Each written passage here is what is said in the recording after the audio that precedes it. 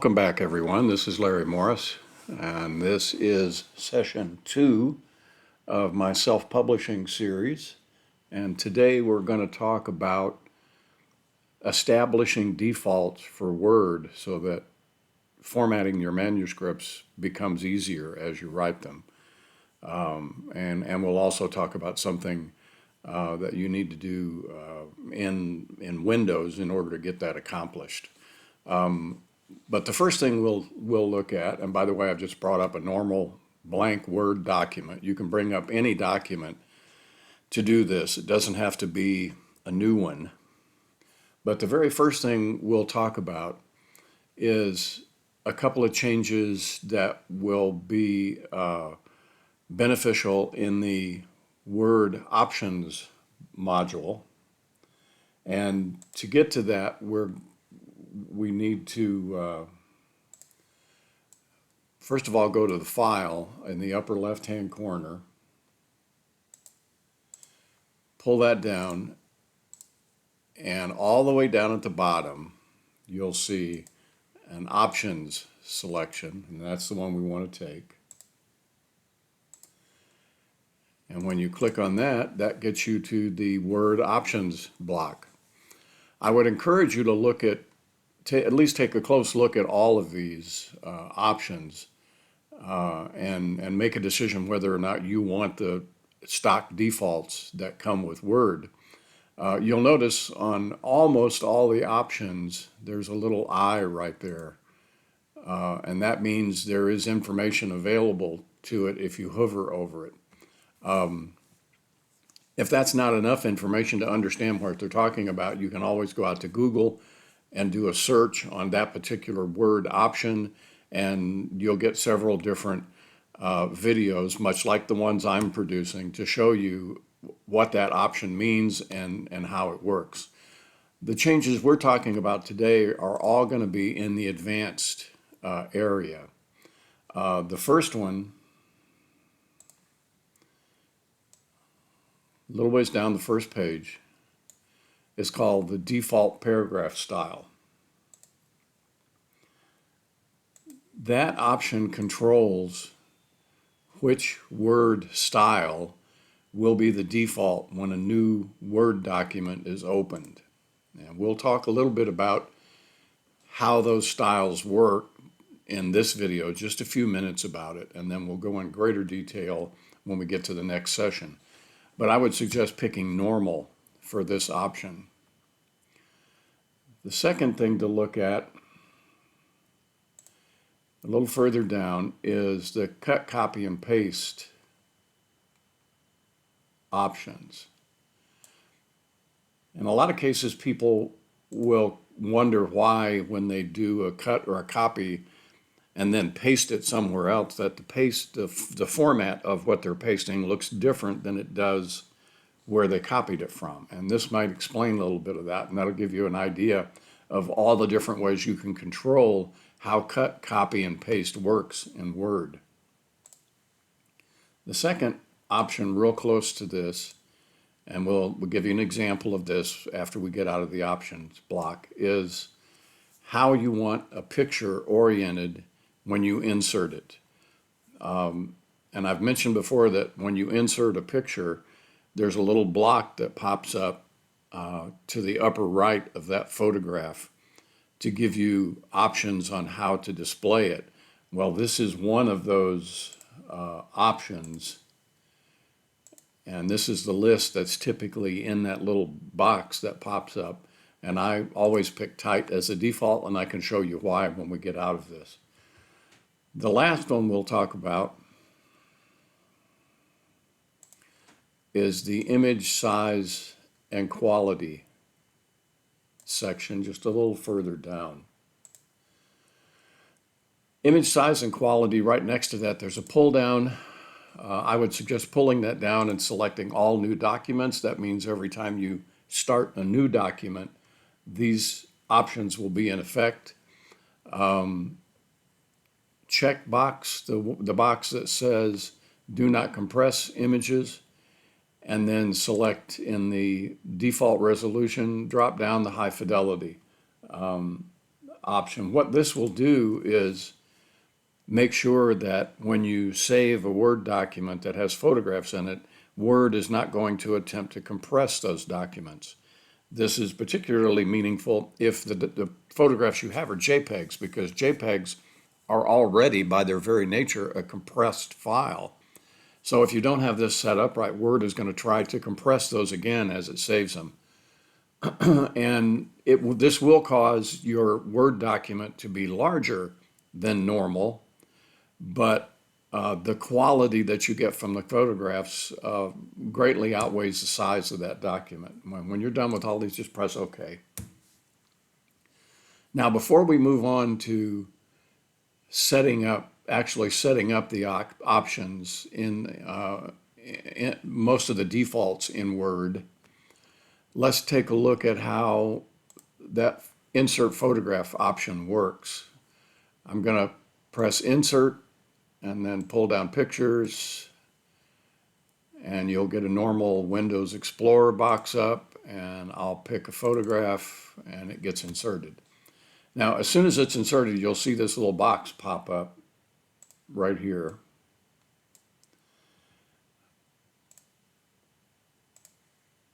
After you click off of the photograph, that box goes away, but if you reselect it, it pops back up again. And the option that I pick as default is tight. It's the one in the center first row. And what that gives you is the ability to move that photograph anywhere on the page. Let me make it a little smaller, and you can see you can move it anywhere on the page without any restrictions, even off the page. And Windows is going to give you a problem with this because you've got stuff outside the margins, as shown by these little hash marks up here. But you can move it anywhere you want to. That's at least in my opinion, that's the best option. There are others, and we'll talk about the ramifications of those when we get to the session that covers photo handling specifically. Now, in order to set a lot of the default options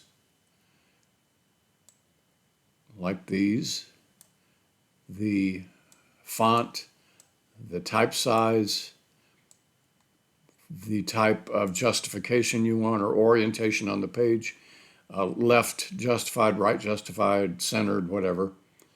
We've already set the default style to normal, and you can see that highlighted, but there's a lot of other options that we will want to set as defaults for a new document that comes up in Word.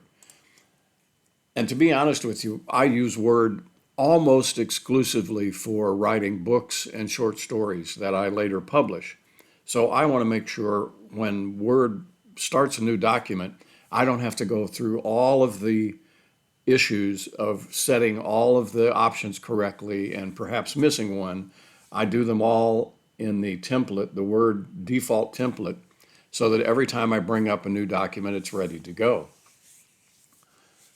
Now, before we get a little bit too far down this road, let's look at where we're headed. Let's bring up an Explorer window, a Windows Explorer window, File Explorer, and this should look familiar to everyone. It looks a little bit different in Windows 10. This is Windows 11, but it's still the same function. We're going to look at and edit Word's default template, which is the file that provides all the default options for Word every time it comes up. Intentionally, Microsoft made this a little bit difficult to get to because they wanted to make sure this wasn't accidentally deleted or that you didn't realize it was the file's function and you made changes to it without realizing it. So they made it a little bit difficult to get to. And what we're going to do is go down a path of folders to show you where this file is located. And in order to do that, you may have to turn on a Windows option that is by default turned off. So first of all, we're going to go down a path that is on drive C, and it's typically not something that you have a shortcut folder for. So if we click on Drive C. The path we want to go down is the one in the users folder. Every time you have somebody who's authorized to log on to your PC, you can create separate user profiles for each one of those people so that they have their own documents and photos and things of that nature. So we're going to go down the users path. And typically, there's only one user on a PC, and that's the owner. And we're going to look for this folder. It may have your name on it, depending how you set Windows up or how it was set up for you. It may have your name in here. And if it doesn't have an actual name, it's just going to say owner. So we're going to go down that path. And the particular folder that we're looking for to begin with is this one, app data. Now, right now, if you go down this path, you're probably not going to see that folder because typically, by default on Windows, that folder is hidden. And you can tell by looking at the color of the folder icon, it's a little bit lighter than the others, and that implies that it's a hidden folder. And you've turned the option on to display it. So what we're going to do is look at how to turn that option on so that you can get that folder to appear. Because without knowing where that folder is and how to get to it, it's going to be difficult to update that Windows default template, or excuse me, the Word default template. So if you pull down View, in Windows 11, you have to take a sidetrack to the Show option, which is all the way at the bottom, and you're looking for the option that says Hidden Items. You need to click on that in Windows 11. In Windows 10, there's actually a box, a checkbox that you need to check that says Show Hidden Items. So I'll turn this off briefly, and if you notice, that folder has gone away. It's not there. It's still there, but you just can't see it anymore. They've hidden it. So we'll go into View, Show, and turn it back on, and that's where we need to go. Down that path, you click on App Data, and then click on Roaming, and then go down and find Microsoft, and then find Templates. And the file we're after is normal.m. That's always the path it's on. And don't get too carried away and try to edit it right here. You can't do that. It will look like you're able to edit it, but then when you save it, it's not going to do what you think it's going to do. So what we have to do to make this work, and again, Microsoft made this intentionally not straightforward. You have to be in a Word document already, a blank one or a regular one, it doesn't matter, but you have to be actively in a Word document. You need to pull down File, which is in the upper left again. Everybody should know where that is, and select Open. The quickest way to get there is to select Browse. And when you click on Browse, you'll get that normal Windows File Explorer up that we just looked at before. So if you click on Local Drive C, the same path we went to before, click on Users, click on Owner or your name, click on App Data, and then get into Roaming, find the Microsoft folder, and then once you get into the Microsoft folder, find the Templates folder, and now we're back where we were in the first example. And now you can click on normal.m, and it looks like you're in another normal Word document, but check at the top of the page. You can't see most of it up here, but at the top of the page, you should be able to see the file name that you're editing, and it should say normal.m.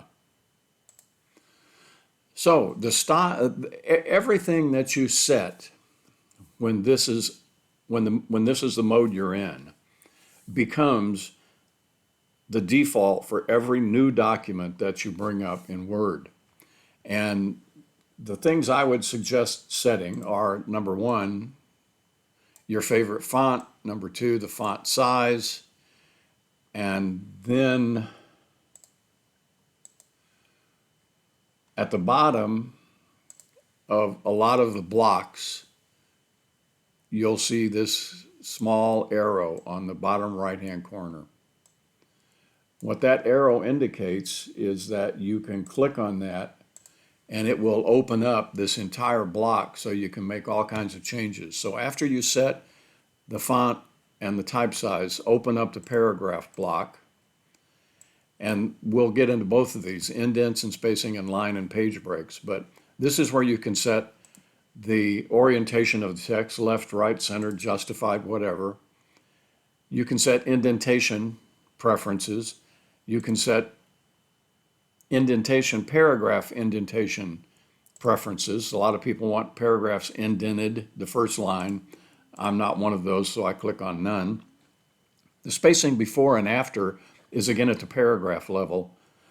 All of this stuff is at the paragraph level, and this indicates that you want a certain number of points spacing before and after a paragraph. Be cautious using them both because obviously that's going to double up the space that you get between paragraphs. Pick one or the other. And then this is where you have several options for line spacing, single, double, several others. And I pick, if you just go over to this area and enter an odd number that you want, that's fine, and it will automatically default to multiple for you. But get those all set the way you want it, and then go into line and page breaks. My recommendation is only to select the first option, window orphan control. That controls how much text you see at the bottom of a screen that's part of or bottom of a page that's part of a paragraph. And Windows will make an attempt that if you have a paragraph that starts at the bottom of a page and you only see one or two lines, Windows will typically throw those over to the next page for you so you don't see that fragmentation. The rest of these we'll discuss in detail when we get to the detail session. Now the next thing to actually set is in the Layout tab, which is here. We've been working basically in the Home tab, but we're going to go over to the Layout tab and do some additional work. And we're going to do, and notice there's a paragraph set up here too, so don't let that throw you, but we're going to go into page setup. So pull down page setup, and this has several things that we need to check. First of all, this is where you can set the margins, and we will have a detailed discussion about these when we get to the next session, about how the margins interact with the gutter, which is the last thing in this list that you set. But typically standards are top and bottom for 1 inch, inside and outside is a 1/2 inch, gutter is 0.3, basically 0.38 inches. Make sure that you pick the orientation. Typically your book is going to be portrait style.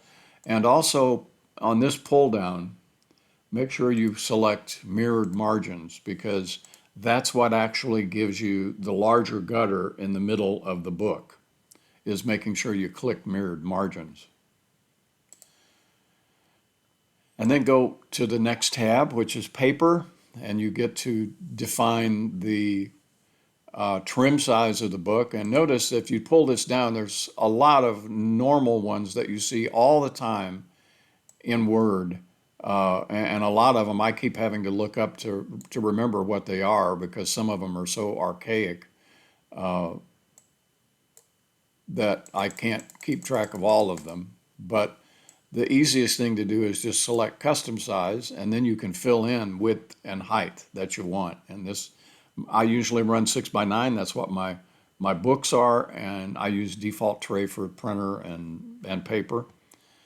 And then the Layout tab, the last one, I would recommend that every section start on a new page. We'll talk about a section when we get to the detail. And you want headers and footers, you want the capability of having different headers and footers on odd and even pages. And we briefly touched on that about where the author name and the name of the book goes. So those are different on odd and even pages. And typically the first page is different because it doesn't have a page number. And this is where you can also set the size of the headers, the distance from the edge where the headers are, and default is 1/2 inch, and that's usually fine. And again, we'll talk about that in more detail when we talk about how the headers and footers interact with the margins. So that covers everything on the layout. Now let's go back to the Home tab. And the last thing we should set has to do with the styles. We've already established that normal will be the style that comes up as default, but we need to tell Windows what normal looks like. So and that's the style we're talking about. You can get to that in two different ways. One way is move your cursor to that style, to normal, and right click on it. And you'll get this box up. And the option we're after is modify. The other way is to use that small arrow in the bottom right-hand corner and click on that. And then you'll see the styles pop up over here in a larger box. Hover your cursor over normal and again right click on it, and we get the same box up. Click on modify. This allows you to set the same kind of things you originally set over here and over here, but now in a style. So let's make sure that this style is set the way we want it to, and then I'll talk about why this is in two different places. I'm going to set the font, the type size, the justification, which is going to be justified. You can set bold, italics, or underline. You can set a color. I'm going to do automatic by default. And then if you go in down to the bottom left, you'll see a pull down called Format. Pull that down and click on Paragraph. Now this is basically the same box that you had up originally when you looked at this set of paragraph settings. And make sure those are set the way you want to. Justified, indentation, paragraph indentation, points, spacing, and line and page break controls. Make sure those are set the way you want them. Now the reason we have this in two different places, in the styles and then actually in the panel up here, is most of the time you will let the styles formatting that you just set here and click on OK. You will let that handle writing text, the body of text as you write paragraphs in Word. This set of controls up here that you set earlier, and the paragraph controls, are normally used as an override off of what we can call normal. So as you're writing,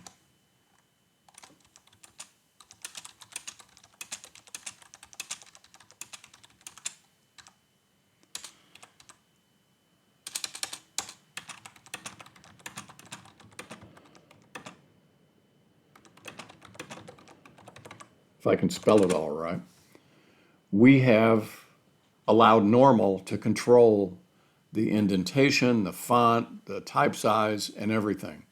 Now, if you do several paragraphs of data, and all of a sudden, because of the way the book is working out, you want to change one of them outside of normal, but not to affect the rest of them.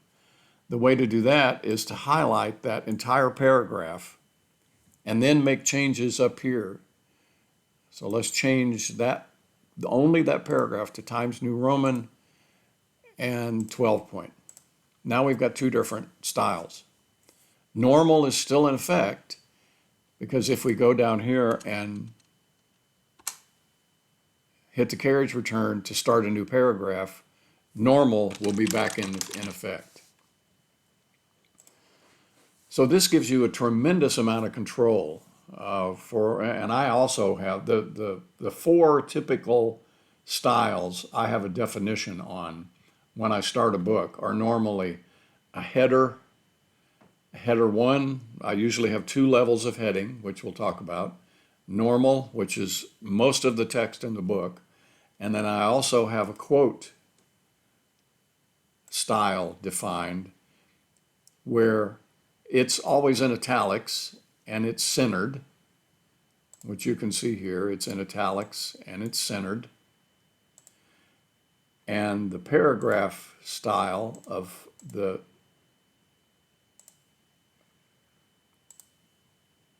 specifies centered also, and a little bit of extra space in the before and after. And I just broke my own rule by having a before and an after.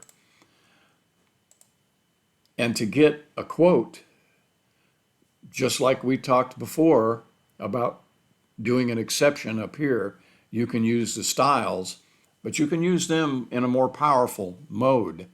If this is a large paragraph, and let's let it run,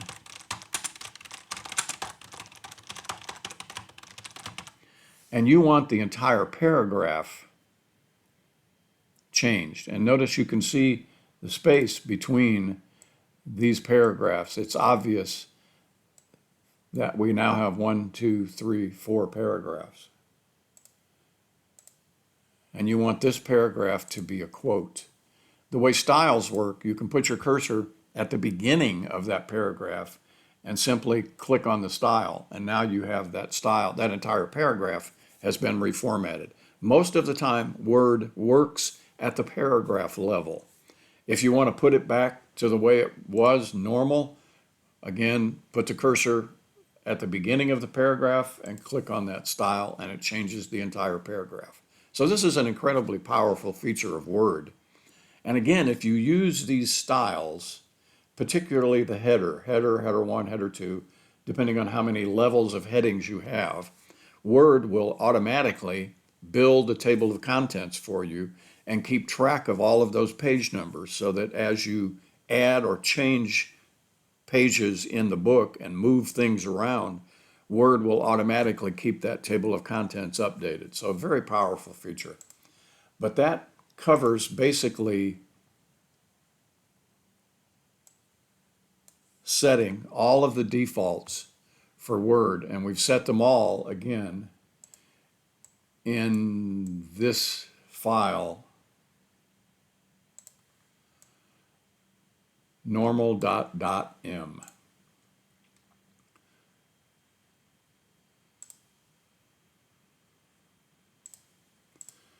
And thanks for listening today. Our next session, session 3, will actually be, and it will be a long one, and it may be split up into multiple parts, but it will be where we actually get into all of the details that you just got a glimpse of how to do the formatting in your book. Thanks for listening, and support your local authors.